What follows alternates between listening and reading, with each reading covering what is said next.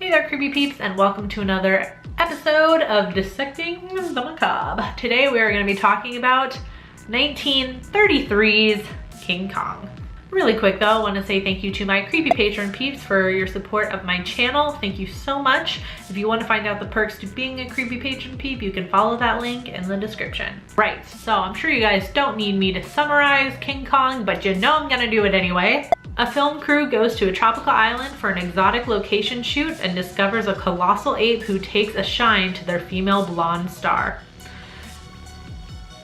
It's a weird way to say that, female blonde star. He is then captured and brought back to New York City for public exhibition. Very bare bones summary of King Kong, but you guys all know what it's about. It's just now a classic tale, I feel like. You guys know what it's about. You guys know what happens. Right, so let's dive into this one. So the idea for King Kong was partially born from one of the director, Marion C. Cooper's fascination with gorillas as a boy. So Cooper's original idea for a movie involved some sort of like battle between gorillas and Komodo dragons, which Paramount scrapped, mostly due to the cost that it would take to make that film, also because that idea sounds awful. No, that's not why they scrapped it. I don't know for sure. I just think that idea sounds awful.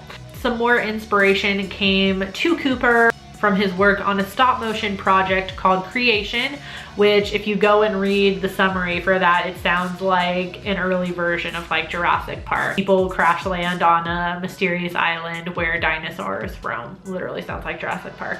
So the whole stop motion thing inspired Cooper, so he went back to his original story, took out the Komodo dragons and added the Empire State Building instead, and then we got King Kong. So obviously the parts with King Kong are done in stop motion animation, and Kong was a real life figure that they made for the movie. There was actually 4 figures made in a 1-inch to 1-foot scale. Figures were made out of aluminum, rubber, latex, foam, and rabbit fur. Like I said, 4 models were made. 2 of them were 18 inches that were jointed for rotation, for the moving parts, you know. There was also 1 model which was also jointed but 24 inches in height for the New York City scenes.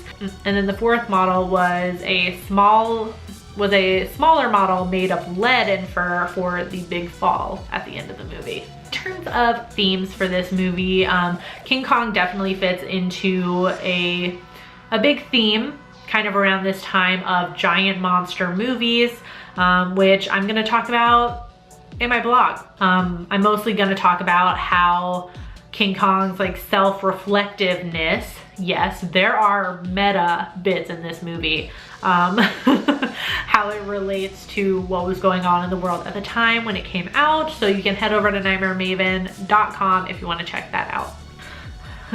Good job, Vicky. You made the video shorter just by plugging your blog. I'm an awful person. All right, in terms of reception, obviously this movie was groundbreaking at the time it came out, particularly for the special effects. I know nowadays, looking at this movie, it looks rough, seriously. But I think there's something to be said for, you know, if you watch it, keeping in mind when this movie came out in 1933,